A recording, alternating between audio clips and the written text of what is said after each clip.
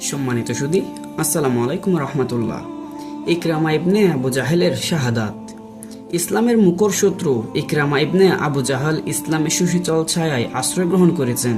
ইসলাম গ্রহণের আগে একদিন যে কট্টর শত্রু ছিল, ইসলাম গ্রহণের পর সে হয়ে উঠল একজন জানবাজ মুজাহিদ।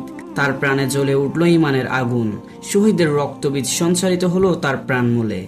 অন্ধকার থেকে আলো এসেছেন তিনি। আলোর স্পর্শ তাকে পাগল করে তুলেছে। সংগ্রামের প্রাণশক্তি তার প্রাণ জগৎ থেকে উপচে উঠছে।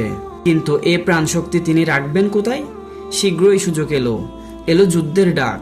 ইকরামা সাড়া দিলেন সে ডাকে। যুদ্ধে সামিল হলেন ইকরামা ইবনে আবু জাহেল। ভীষণ যুদ্ধ চলছে ইয়ারমুকে। সত্যের জন্য, ন্যায়ের জন্য প্রাণের আবেগে ইকরামা প্রাণপণ সংগ্রামে নিরত।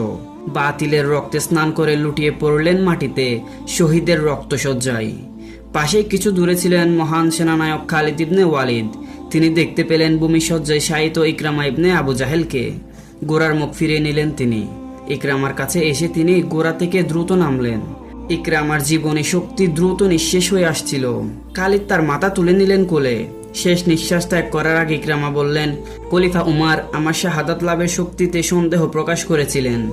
আজ আমার আনন্দ যে আমার অন্তরের জীবন্ত বিশ্বাসের প্রমাণস্বরূপ আমি শহীদ হতে চলেছি। শাহাদাতের আকুল পিয়াসা ইকরামাকে পাগল করে তুলেছিল।